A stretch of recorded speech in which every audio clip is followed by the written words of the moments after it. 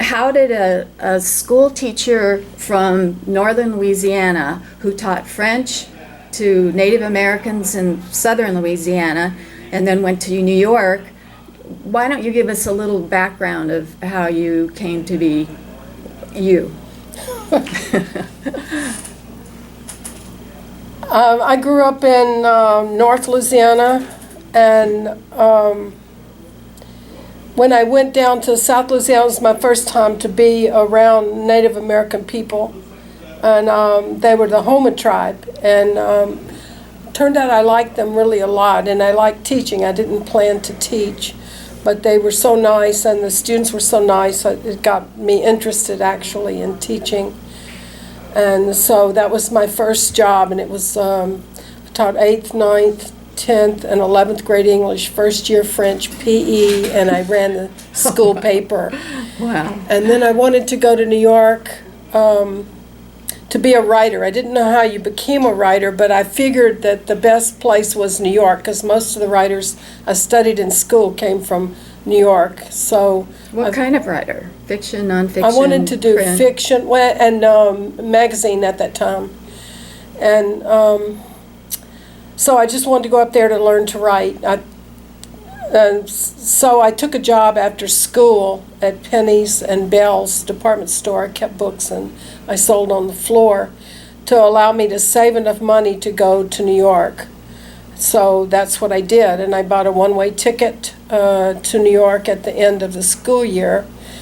And I had enough to get a room and to go and start looking for work, enough to last me about 3 weeks, because I had no idea how expensive everything was up there. Were you maybe 22? I was, how old was I? I was 22, and I turned 23 up there, I believe, yeah. And so that's what I did, and I just kept looking for work, and I finally found a job that I thought was interesting, and I wrote up a series of ideas for them, for their magazine. It was an engineering company, and they hired me on the basis of my ideas. Because I'd read so many magazines, I was very familiar with some of the things to do. My training was in English, and I didn't have a background at that time in journalism, so I didn't have any writing samples, and I did everything wrong. I didn't even have a resume. I didn't even know what one was.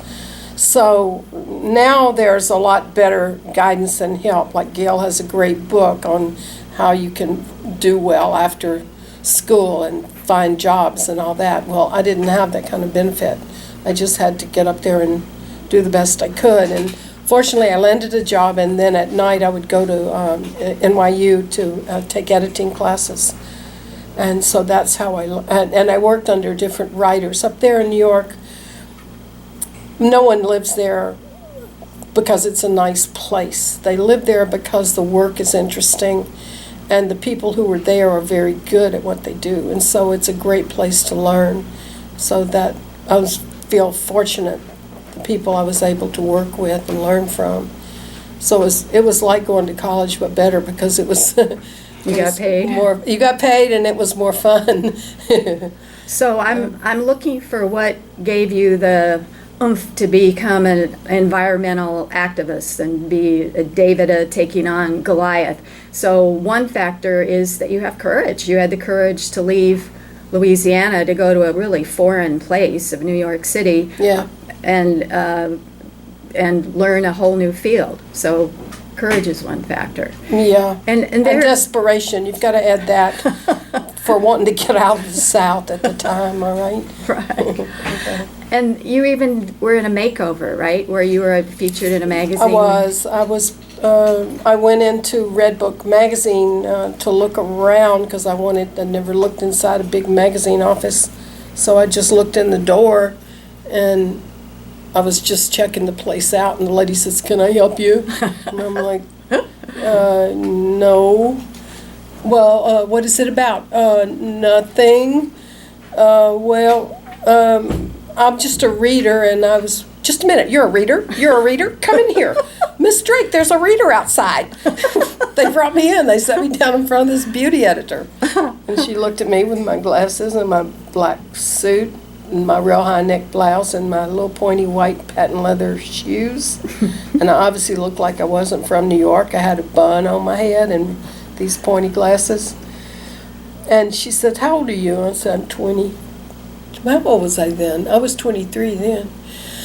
I said, "I'm 23, and said, "Well, why do you dress too old for your age?" And I said, "Well, because I have to look responsible. I've got an important job. Not important, okay, but, responsible job." And she's like, "I don't think you have to look that responsible." So she said, "Would you be interested in the makeover?" And I said, "Yeah, I need all the help I can get. I'll do that." So they cut my hair, they did my makeup, they put on very expensive clothes on me, took my pictures, and then I went home and took a bath and washed everything off, and I looked just the same. So I called Miss Drake up. "Miss Drake, thanks for the makeover, but I look just the same." And she's like, "All right, we'll send you to makeup school." And so they sent me to classes on how you do makeup.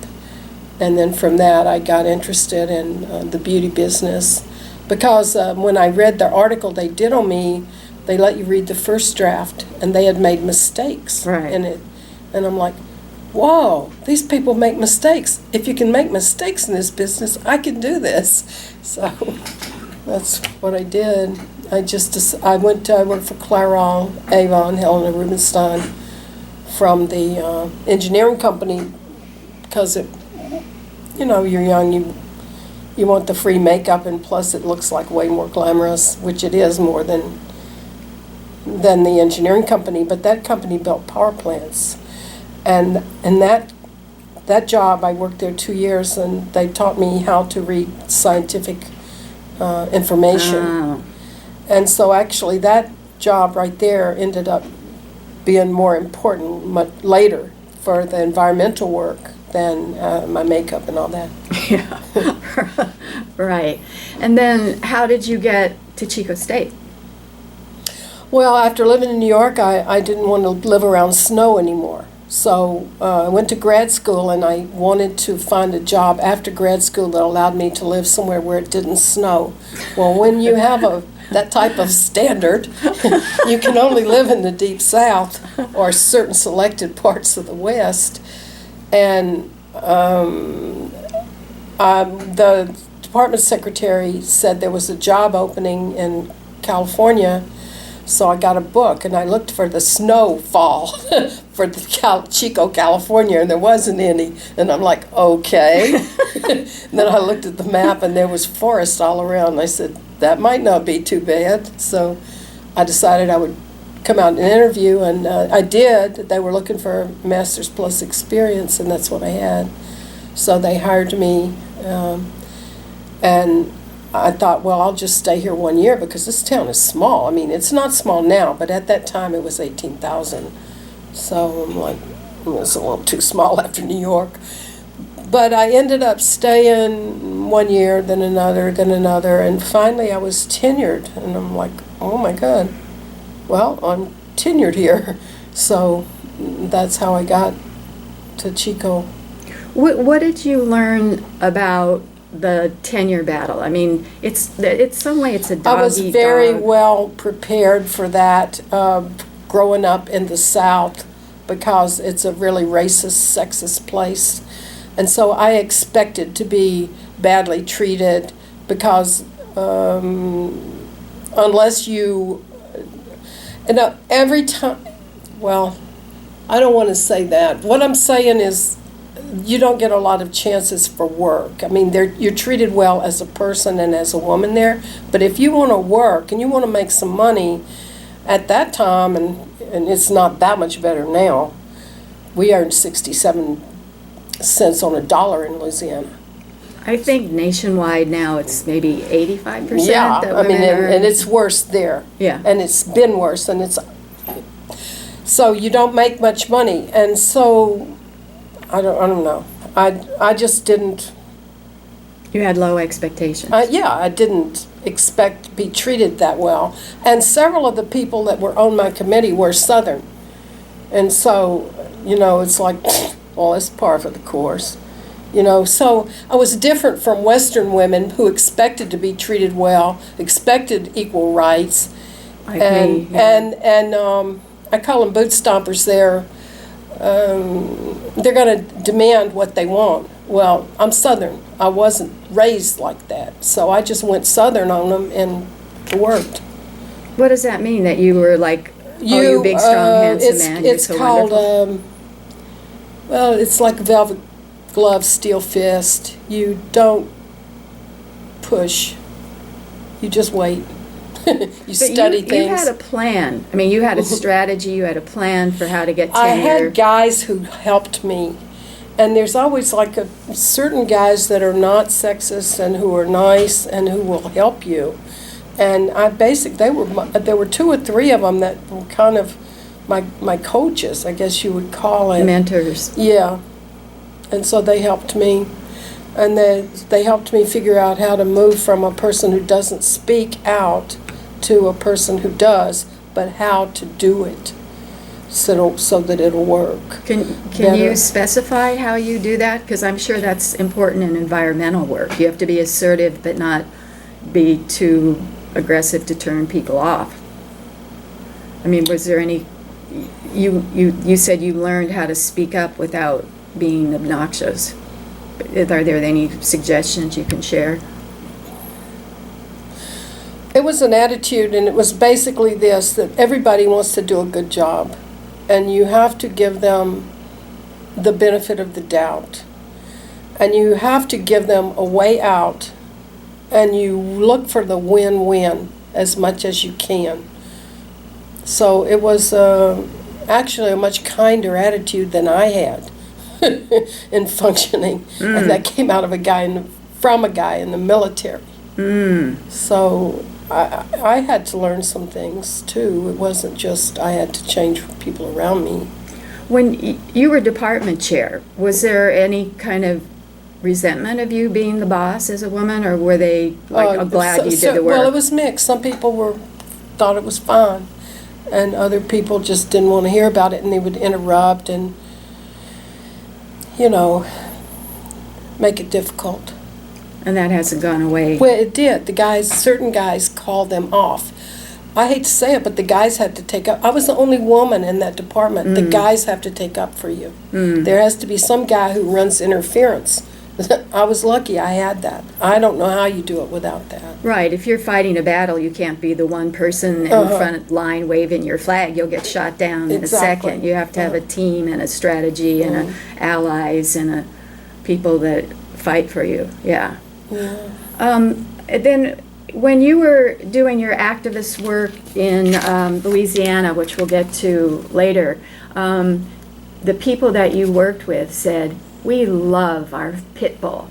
There are heroes in our lives who come out of nowhere with no intentions but to do good by people." Dolores Blaylock thought the open burn at Cap Mendon was a horrible idea with bad consequences for all. So she researched, and we see you have a research background, and found someone she thought would not only agree with her, that's part of your team training, but maybe help fight for the little guys. And she found them. Thank you, Dolores Blaylock, for your insight, your wisdom, and your perseverance. And I'm wondering if another factor in being a, quote, pit bull is that you were the first of 6 children. That's got to influence your survivability tactics. Yeah, I think it does. Because you have to always take care of the younger ones.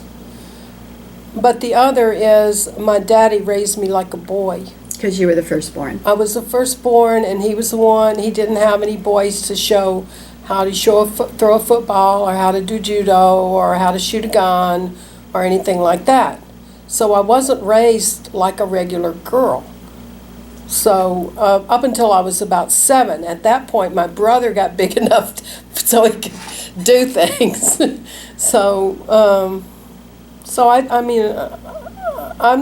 like a redneck kid. I was taught to shoot at 7. I was taught to fight. With your fists? I was taught to fight the way a boy fights. With your fists? and I was taught to fight to win. So that I can't say being the first. You could be the first in a family where you wear the lace and the aprons and you cook. I wasn't that way. I was taught a different way. And you wouldn't think that somebody like my daddy, who's full-on Southern and, basically comes from a Klan background, would be like that. But he was fully equal rights for women because he said he wanted us to be able to make our own way and make our own living. That's so interesting. There's a pattern of women who are achievers, who are firstborn and mentored by their fathers. It's a big pattern. I'm a firstborn child whose father was very supportive. I'm thinking of Malala Yousafzai, the Pakistani education. Her father says, do whatever you want, go for it, I'm supportive. And that happens a lot. So it's interesting that that fathers can play such an important part in their girls' development. And the other interesting part of that in the studies of firstborn girls is a lot of times the father doesn't treat the mother with respect, but his daughter he does. So well, my daddy was nice to both of us in basic ways like that.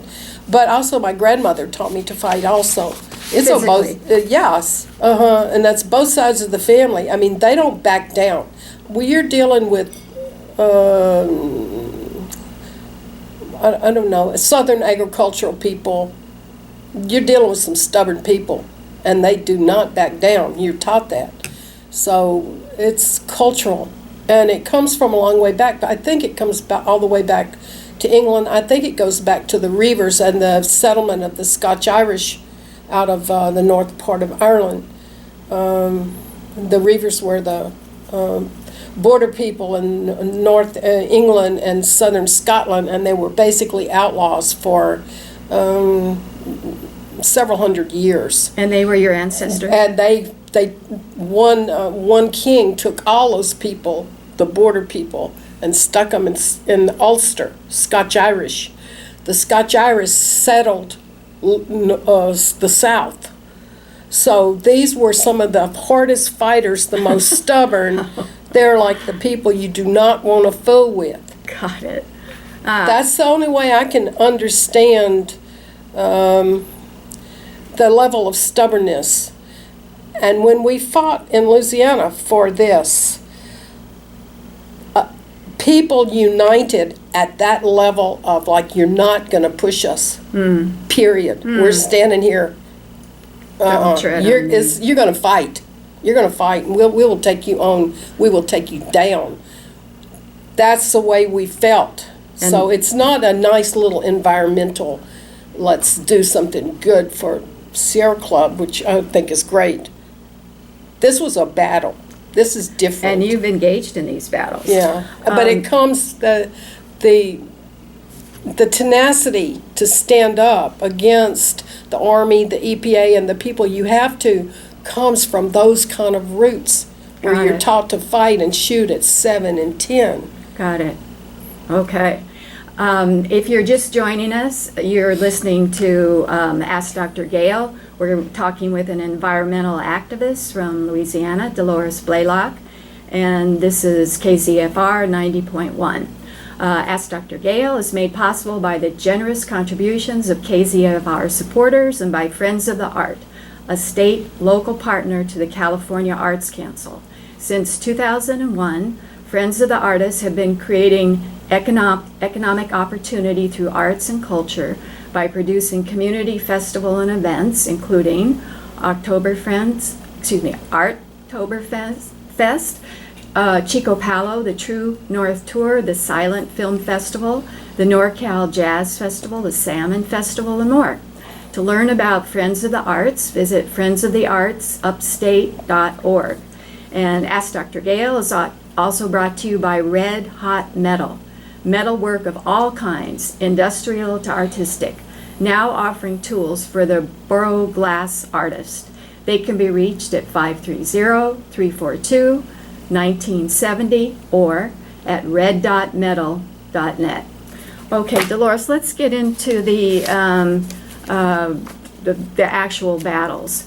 As a plant lover, you were on sabbatical. You volunteered at Waimea Arboretum and Botanical Gardens on the island of Oahu, and that was the late 1990s, correct? That was the first environmental struggle, and this garden is 1,500 acres in a sacred valley to Hawaiians. It contains sacred sites called heiaus and workshops for the agricultural god Lono, rare birds such as the nene, 2,000 rare and endangered plants, and it's the last land left open from the hills to sea on Oahu.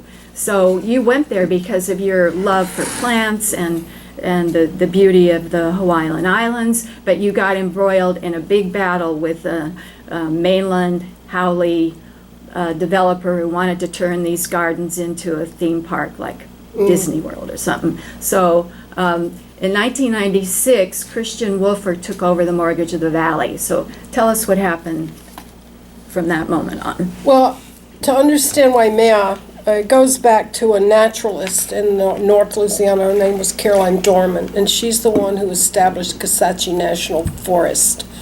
And she was best. And that was in Louisiana. Yes, Yeah. and she was friends with my grandmother, and she was my mother's teacher.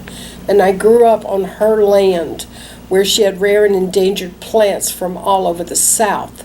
So to me, it was very normal to speak about plants and using Latin terms and to try to save rare and endangered plants. It was just, that's what you did. So when I went to Waimea and I saw it for the first time, I was able to appreciate what a stunning place it was because it's international. And it's the depth of knowledge that was there botanically was just staggering. And then I found out that the guy who established this, or at least did most of the work, Keith Williams, was trained at Kew Gardens, which is one of the greatest gardens in the world. It's in England. And How do you spell Q? Kew. Oh. And this was initially established, Kew was initially established as the gardens of the Queen and King of England as they explored, like the Mutiny on the Bounty and all that. So there were plant explorations that were sent back. And so over the centuries, they grew to a spectacular garden and an educational area. What Keith did there in Waimea was take the kind of scientific knowledge that you might have down in Davis, UC Davis at the Arboretum, for example, but rather than arrange the plants in rows for scientific study, he arranged them as like spectacular, beautiful gardens that were also useful for scientific study because each plant was documented and studied. So it was a one-of-a-kind, rare place. And so when I saw it, immediately I wanted to write articles about it. I could even see the first article, which took me 2 years when I finally got it written. And so I communicated with those people for a couple of years before I finally went over there on sabbatical. And so I was supposed to stay 6 months, and I stayed 2.5 years. They kept giving me extensions. At that time, Chico State was low on money, so they took my money and hired part-timers. So anyway, I finally returned to Chico State, and I would always go back to Waimea to work on articles, and we were working on a book at that time. And so I kept up with it, and then gradually the owners, there was a family-owned place, the owner died, and his son sold it, and then the son died. And so all of a sudden these strangers from New York who didn't understand this valley at all were in charge. And they were running it as a all-terrain adventure park. They wanted to make an adventure park out of it. They would sell, ability to climb down the cliffs. Well, those cliffs are lined with burial caves. Oh. You can't allow people on those cliffs. Oh. But they didn't understand. They were so ignorant and not willing to learn what kind of place they were in. That place is like that's called the Valley of the Priests. That's the most important valley there is for remaining intact for Hawaiian culture. In all the Hawaiian Islands. Well, I can't say that, but I can say for Oahu, yes, because there's only one other valley that's that important, and it's been developed as a more themed adventure park, and the land's been chopped up. So it's not on the same level of this one, where from the top of the mountain to the sea, that original, they call it Ahupua'a, the original land division is intact. And many of the sites, the archaeological sites are there. So it's very important. It's not just a little bit important. This is a major importance, botanically and also culturally. So the sacred sites, the heiaus, are those, what makes them sacred sites? The They're heiaus like in the churches. They're the Hawaiian churches, basically. So They're people would go open there to worship. air, yes. And so They wanted to put all-terrain vehicles by They the were sacred running. sites. They were running the all-terrain vehicles within 10 feet of the heiau. You're not supposed to do that. No. And they were running over the roots of rare and endangered erythrina trees, where there's very few in the world. And they were using that as a little training center for tourists. And they were going to sell what they call land surfing, where they take this land that hasn't been archaeologically surveyed nearly at the level it needs to be, and they were going to run all-terrain vehicles all over the place. Oh my gosh. It was total destruction, Right. culturally and botanically. Right. There was no redeeming value to their plans.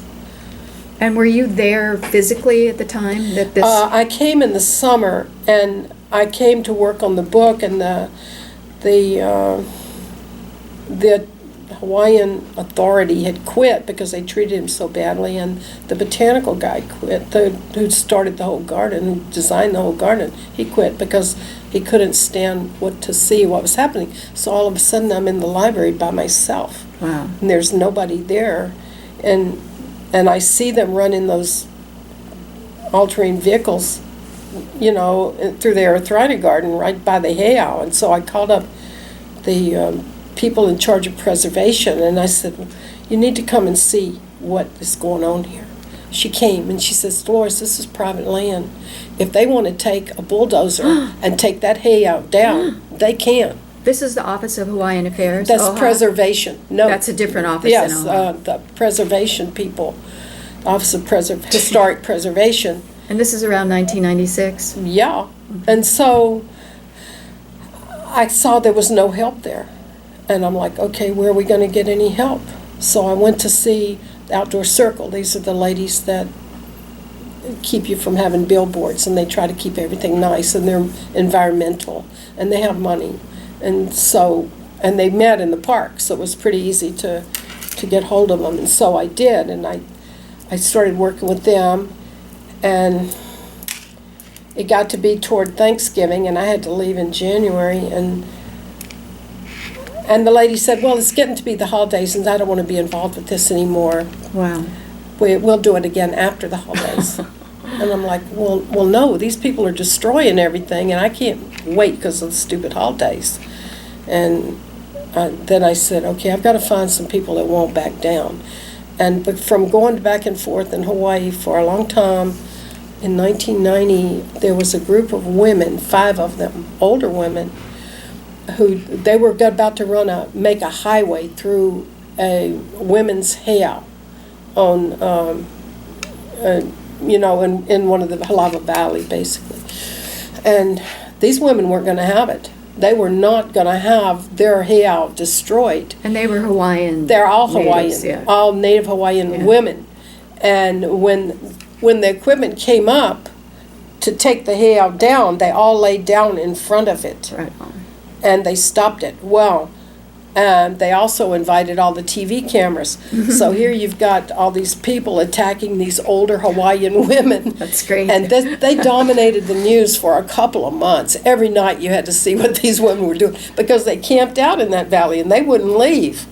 So finally the government ended up paying, I think it was $11 million, and they did build a freeway. They were trying to stop the whole freeway. They built this H3 freeway. It's there right now. Right. But they gave them some cultural restoration money, and they built it around the heiau. They did change the route So they were able to do some good. But I saw these women stop the freeway for a long time and get what they wanted. And I'm like, I went to Office of Hawaiian Affairs. I'm like, I want to work with the women that stopped the H3 freeway. So they put me in touch with Tony Yardley, who had a newspaper. And Tony and I started working together on Waimea. And she had a lawyer, environmental lawyer, trained at Stanford and Berkeley with her. It was just like part of her team. So we started filing suits and doing different things. Just She was a journalist. who, Tony? Yeah. Tony, yeah. She had, it's called Hawaiian News. It's a native Hawaiian newspaper. And so she got the word out to people of the mess that was going on and what these people were doing. And Nanea Parks was the attorney, and she started doing the suits, and we started raising all the fuss we could. And then from that, other people got involved. And then we were lucky because some people with computer money got involved, young guys. And, you know, they'd been involved in some of the early development of the early software, and they were young and just loaded with money. And they were interested in what we were dealing with, which was Where they were mainlanders living that on over Oahu? there. They Yeah. had bought 12 acres of a mountaintop, and they wanted to restore it into native plants. And so they were at Waimea to learn about that, and then consequently they saw the mess we were in. Well, they put the money behind us, and we got videos, we got meetings, and we got, they got the best PR guy in, they gave him the best equipment.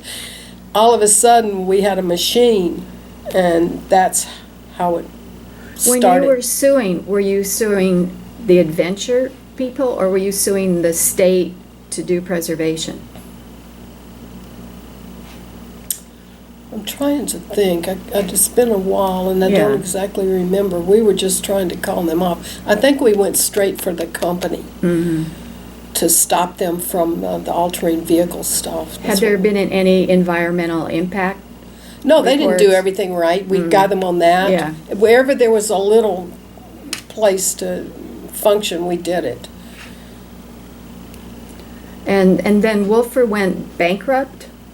Is that right? And then he tried Well- to sell Waimea? I went to see a Hawaiian guy who was culturally the best one at dance and also at making leis. He's a person they say carries the culture. The old ways live through him. Was that Butch? No, it's another guy. And so I asked him if he would help us, and would he go to these different Hawaiian, they're divided, they're organized in community groups there. And I said, would you go to these groups and talk and help us? And he said, no. And I said, well, why not? I mean, how are we going to stop these people if you won't help us and if the Hawaiian groups won't help us? He said, I don't like stuff like that. I said, oh, great. So he said, I'm doing my part. Every day I go to the mouth of the valley, I make a lei, and I say a prayer. And I'm like, oh, Jesus, no wonder they're going to walk all over you guys. I was just beside myself. And I was angry with him. It's like, you can't be passive like this. We need to do stuff, and we need people. And I was just like beside myself. Well, guess what? I come back to the mainland a couple of months later. I hear the news story. The cliff has crumbled right at the mouth of the valley, right where the guy's putting his leis and his prayers.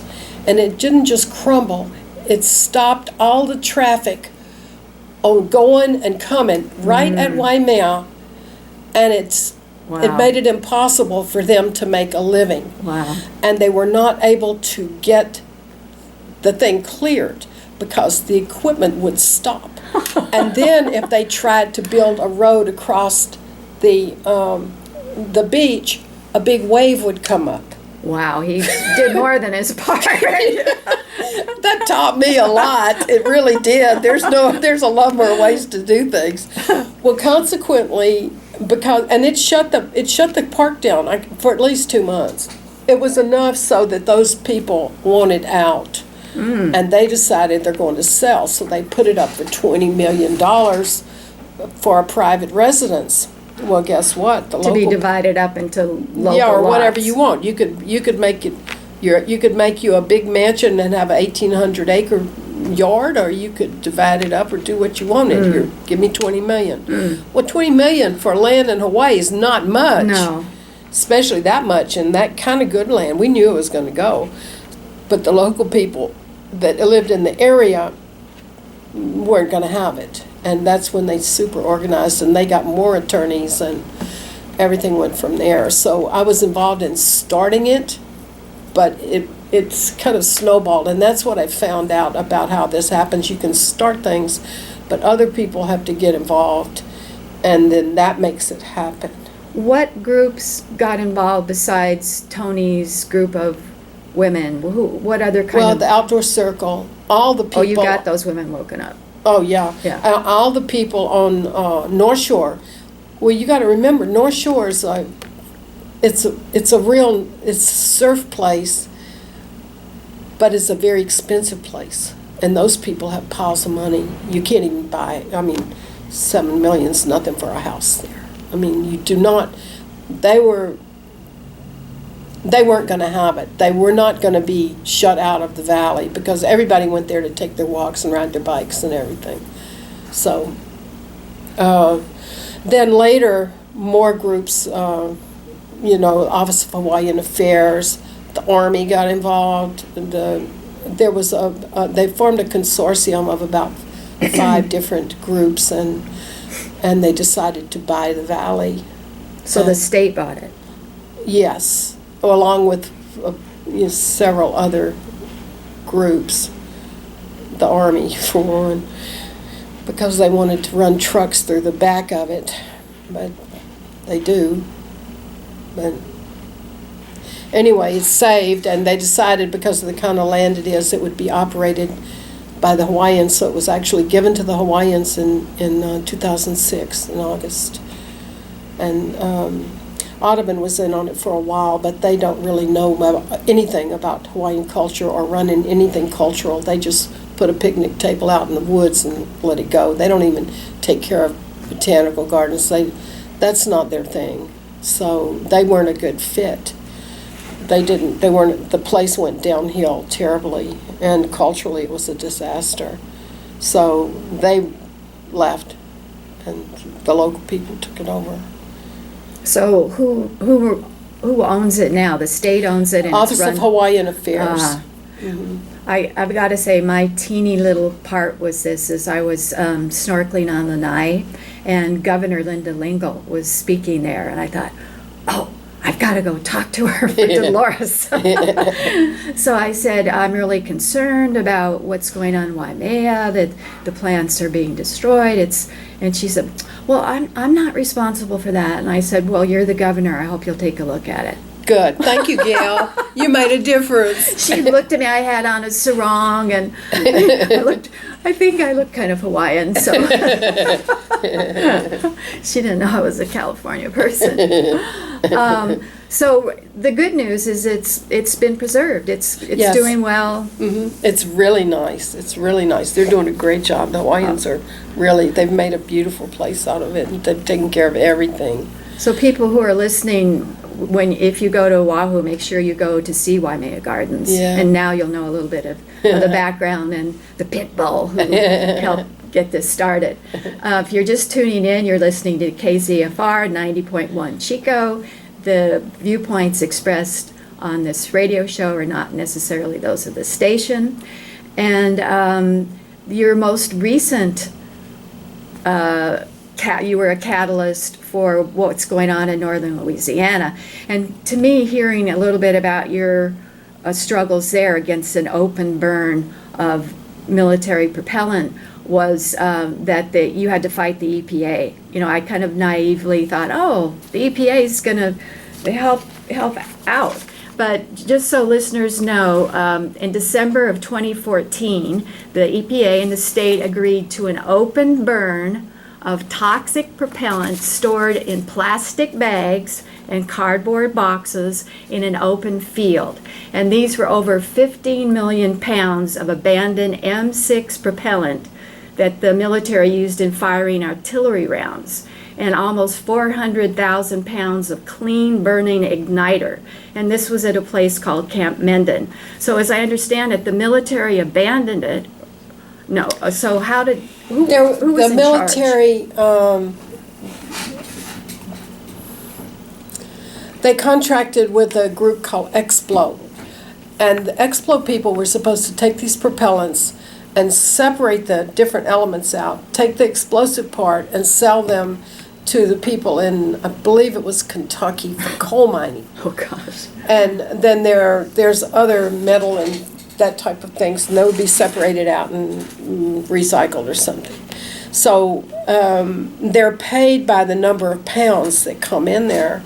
And for a while it was okay, but then they lost their market in the coal mining area, and so they were not able to sell the stuff the way they had planned.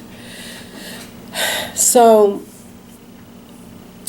they just, instead of telling the Army, and it wasn't just the Army, it was a couple other groups too that were putting these leftover old military explosives there.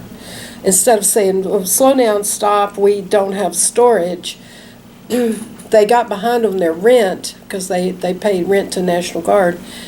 So they got behind on it, and they wouldn't pay their rent, and the National Guard wouldn't rent them any more space. So they ran out of space, and instead of just stopping everything, they just started stacking it up outside. Oh, gosh. And this stuff is affected by humidity and heat. Excuse me, Louisiana's pretty humid. And so it was actually very dangerous, because it can also self-ignite. It can just sit there and explode. And so they created a very dangerous situation, and there were just rows and rows and stacks of it outside. Now, the Army was supposed to be checking all this, but they didn't.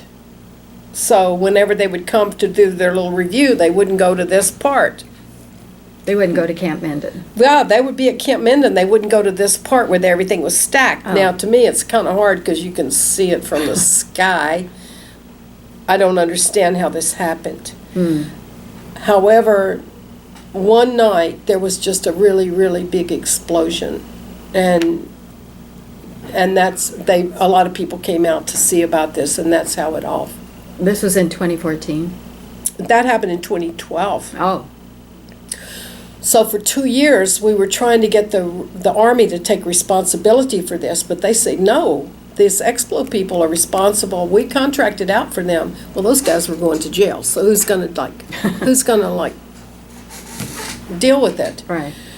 So after 2 years of fooling around, the Army finally took responsibility for it.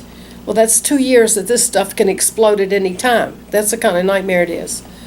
And so in 2014, I was watching TV, and it was announced that they were going to open burn these 15 million pounds of M6 propellant.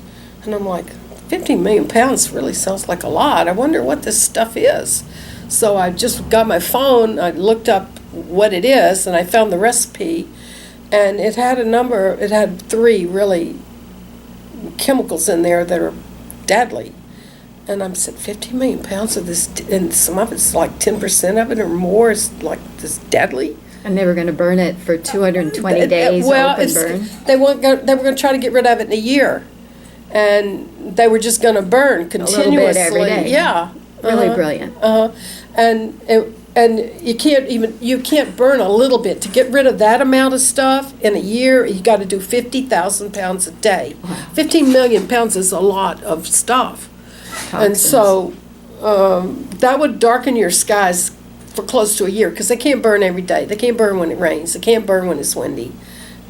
They can only burn a certain amount of time. So. And the EPA signed off on this? Well, yes, and that's why I went to the meeting. I did the research. I wrote it up, and I was just startled at the level of destruction that was going to take place. And Not only the atmosphere, but the groundwater and... everything, the animals, the water, the soil, the people, everything was going to be covered with not one of these DNT. If you take 2 grains like sand, and you put it in a bathtub, and you get in that bathtub, you're going to get sick. You put 4 grains of sand in there, in that bathtub, and you can die. That's DNT. That's only one of the 3 chemicals that can kill you. It was startling what they were about to do. And they just and so when I looked, I didn't know what to do. I didn't know that many people. And I saw online, I kept coming across this name of an attorney with Earth Justice who had won a lot of clean air suits. And I said, this guy will know what this DNT is and what I'm facing. He'll understand these words. Was he in D.C.? Yes. And so I wrote up I put it all on a chart of what they were doing, like what chemicals and how much and how many tons and all this. And I sent it to him and I said, is there any way to stop these people from poisoning us legally? And this guy does. I didn't really expect to hear from him. It was out of the blue because he does you see his picture in front of the Supreme Court. What's the chances he's going to write to me in the backwoods of Louisiana? But he did. Wow. The next day. Oh, wow. And he put me in touch with Jane Williams, who's in Southern California. And she's the one who won the suit against Susanville because they had an open burn operation there, too, that was quite deadly. And she an was attorney? No, she's a regular person. Well, her mother was a award-winning activist, and so she grew up as an activist, and she's done a lot of good for California. And so she talked with me about how you stop something like this, and I'm like, oh my goodness gracious. And she told me about some alternatives of how you don't have to open burn it. You can have these detonation chambers, you can have burning, incinerators and a lot of things like that. So anyway, I went to the meeting, and that's where all the EPA and the Army people were there to explain to us what to expect with open burning. They're trying to justify it. They don't have to justify it. They were just going to tell us what to expect. This is a community meeting, and when you open burn, this is what's going to happen. So get ready. Yeah, exactly. And so there was about a dozen of these guys, and they gave me 3 minutes to speak. My research was 9 pages long, and I had set out 50. This is where the teaching at Chico State came in handy, because I had made 50 handouts of this, and I gave it to different people throughout the audience, and I gave them to everybody on that panel. And I started speaking. Well, you know how it is when you teach. 50 minutes is short. Yes. Yes. 30 minutes later, those guys were wanting me to shut up. But anyway, that was, and then a chemist, the guy that's the head of chemistry at LSU, at the university, was just irate that they were going to do this. So he got up behind me and reinforced what I said. Good. And then another chemist she's national, has a national reputation, got up behind him because all 3 of us came for that night.